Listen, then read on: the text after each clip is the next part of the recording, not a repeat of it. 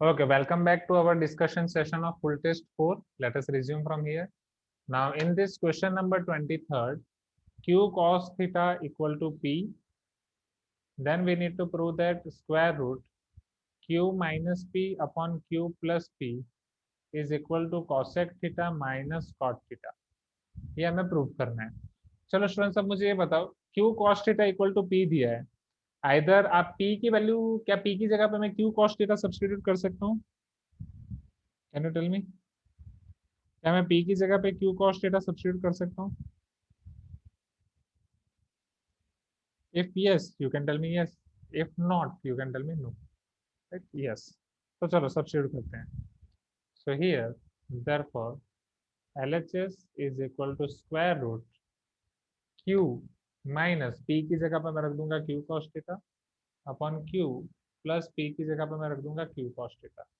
This is equal to square root q common 1 minus cos theta upon q common 1 plus cos theta. q cancel, square root 1 minus cos theta upon 1 plus cos theta. अब हम square root के अंदर ही करेंगे rationalisation. Conjugate of denominator 1 minus cos theta 1 minus cos theta. Numerator में आपके पास हो जाएगा 1 minus cos theta whole square. Yes, signal spelling we can also do it by finding value of sine. Sine sine कैसे? यहाँ पे आपका हो जाएगा ऊपर 1 minus cos theta whole square, नीचे 1 plus cos into 1 minus cos. It is a square minus b square. Can I say it is 1 square minus cos theta square? Yes or no, everyone? So now root of 1 minus cos theta whole square upon root of 1 minus cos square theta, that is sin square theta. Am I correct? Root and square cancel हो जाएगा. 1 minus cos theta divided by sin theta. So 1 by sin minus cos by sin.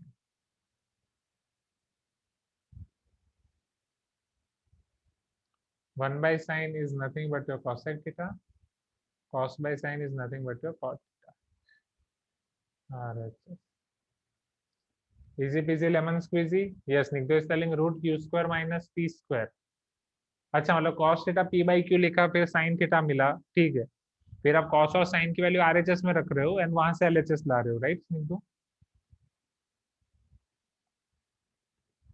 हाँ, fine fine fine. चलो ये clear है. Question number 23rd. Can I move to next question everyone?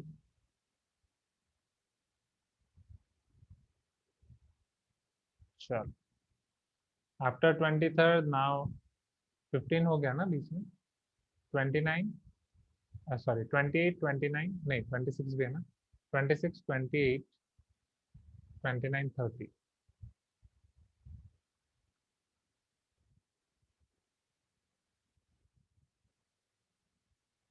26 में भी दो questions हैं. जिसको भी डाउट है प्लीज स्पेसिफाई इन दोनों में से कौन से क्वेश्चन में डाउट है.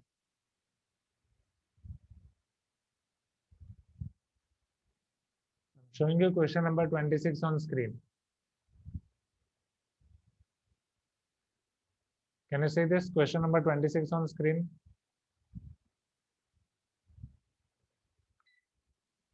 First, okay.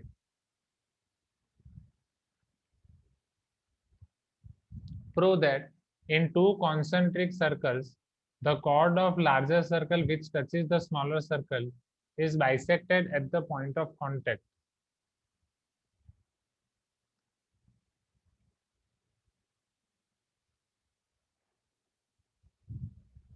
This is your bigger circle.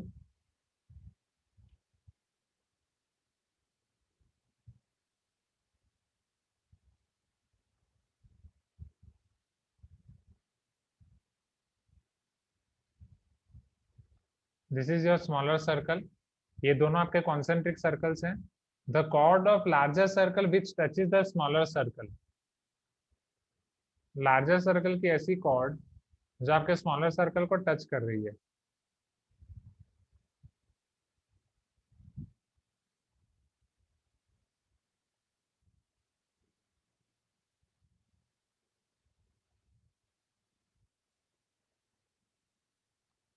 Now we need to prove that this is bisected at point of contact. Suppose point of contact is C या P. चलो कैसे प्रूव कर सकते हैं AP equal to PB? Everyone, अगर ये छोटे circle को टच कर रही है, आप क्या बोल सकते हो यहाँ पे? छोटे सर्कल को टच कर रही है तो छोटे सर्कल के लिए क्या ये टेंजेंट होगा?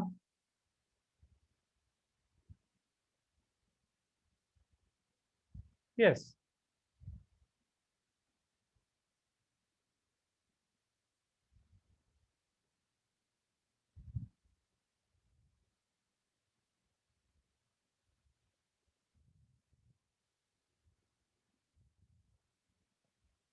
Since AB touch smaller circle or touches smaller circle,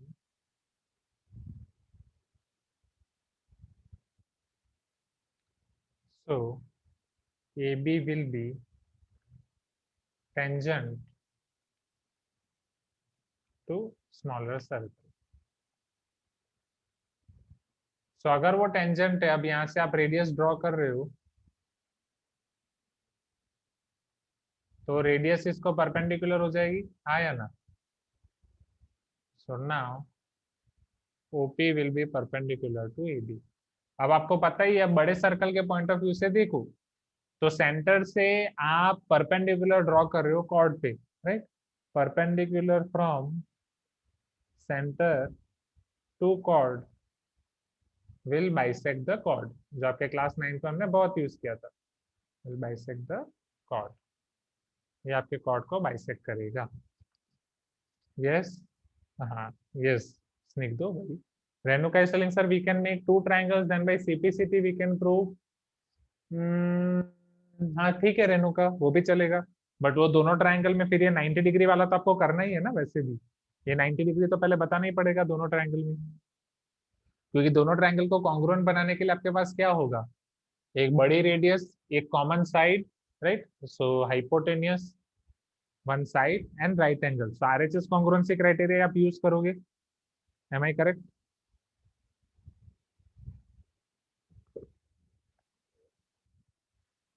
okay, तो ये एक आपका हो जाएगा 26. चलो, तो ये आपका आसान है, तो बेटर कि डायरेक्ट लिख दो. तो 26 के बाद अब आपका 28 and 29.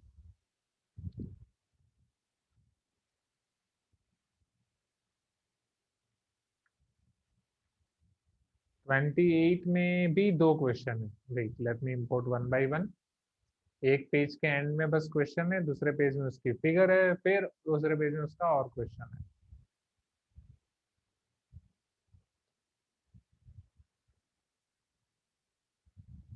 Can you see this question number 28 on screen?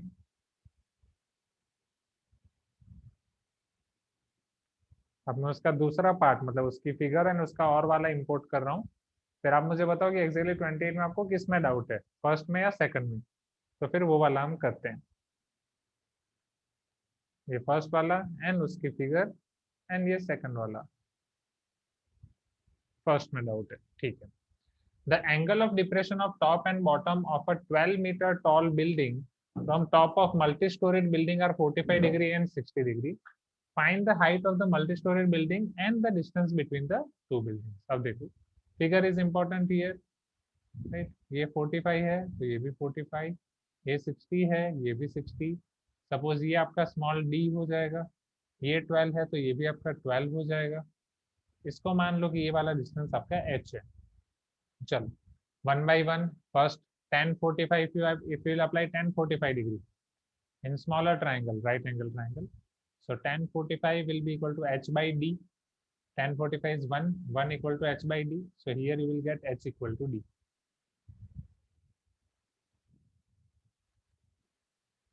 I hope at least पहले इतना तो क्लियर हो गया होगा. Am I correct everyone?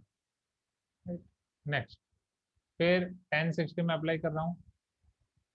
So 1060 equal to h plus 12 by d. 1060 is √3, h की जगह पे मैं d लिख सकता हूँ. तो d plus 12 by D, √3d इधर आ जाएगा. √3d equal to d plus 12, d इधर आएगा left side negative.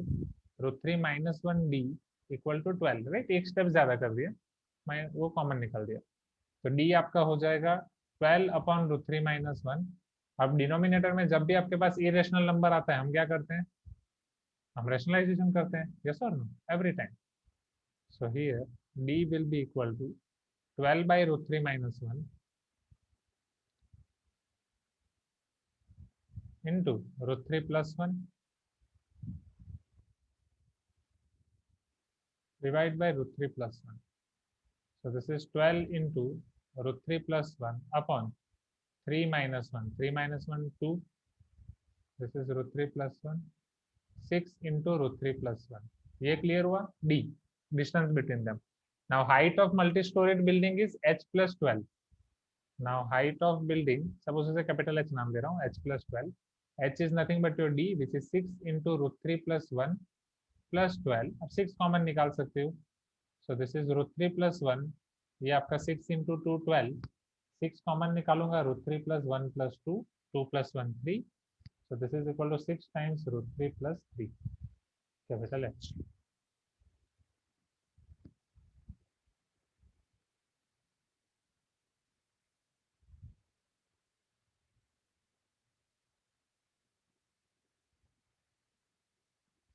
Is this clear everyone? दोनों आंसर मिल गए. Distance between two buildings and height of multi-storied building. दोनों आसान है. इसी तरीके से आपको जाना है. आप इसे जल्दी जल्दी नोट डाउन कर दो. 29, राइट. ये आपका हो गया 28. अब इसके बाद आपको डाउट है 29.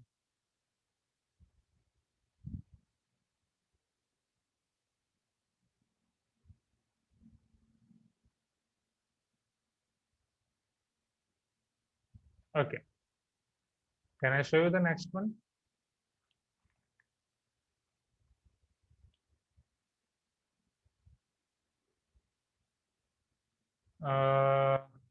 नहीं, इसमें रूट 3 की वैल्यू रखोगे तो कॉम्प्लिकेटेड हो जाएगा. ठीक है, सुक्ति का. अच्छा, सुक्ति का इस सेकंड क्वेश्चन में भी डाउट है. ठीक है, सो लेट अस सी सेकंड वन. तो इसको मैं साइड पे रख देता हूँ इधर. ठीक है, ये 28 के सेकंड में भी आपको डाउट है, यही बोला ना आपने सुक्ति का.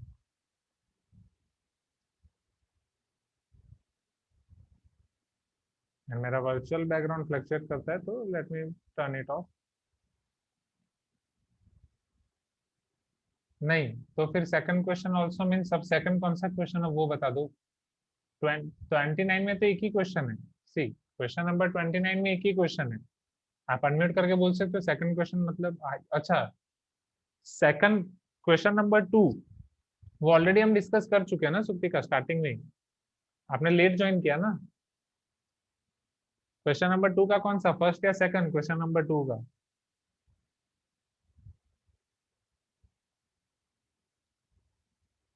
क्वेश्चन नंबर 2 का फर्स्ट या सेकंड?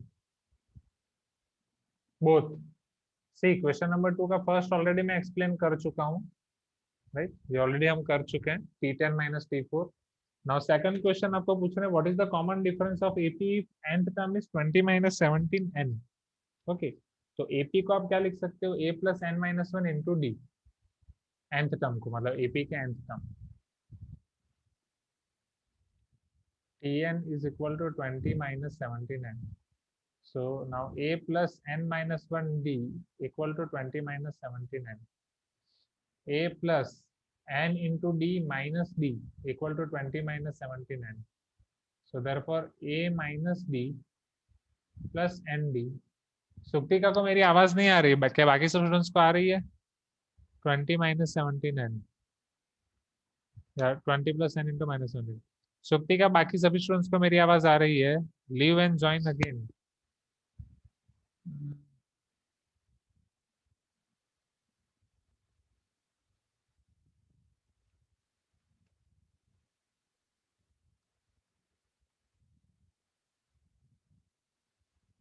केम, अच्छा अभी आ गई. ठीक है, अदरवाइज मैंने आपको मैसेज कर दिया था लीव एंड ज्वाइन अगेन.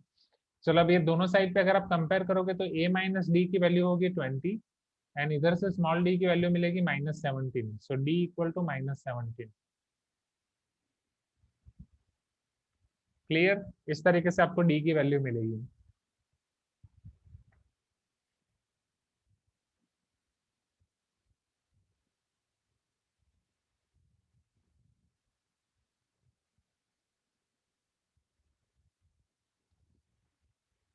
हाँ यस, जेटा स्केलिंग सर क्या हम एन की वैल्यू सब्स्टिट्यूट करके डायरेक्टली डिफाइन कर सकते हैं? हाँ, this is one approach, another approach.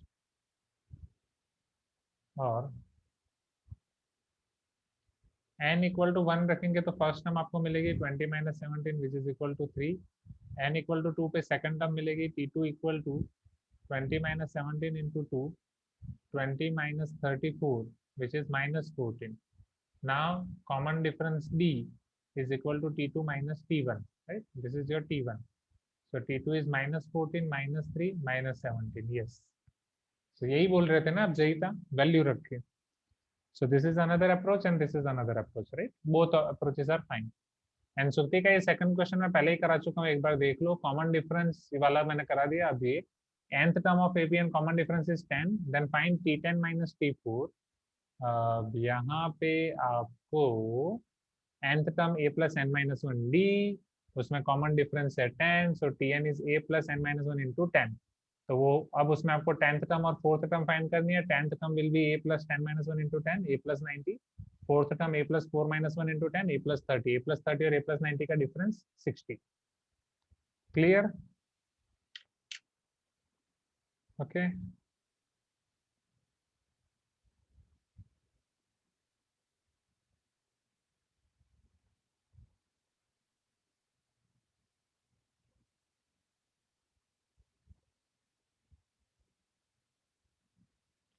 बोलो, एनी अदर डाउट? अभी के लिए इतना रखते हैं. अब आपके डाउट कितने बचे वो हम देख लेते हैं. सी है 29, क्योंकि 4 बज गए हैं. स्कूल तक मुझे पहुंचना भी है 4:30, क्योंकि 4:30 to 6 अभी आपका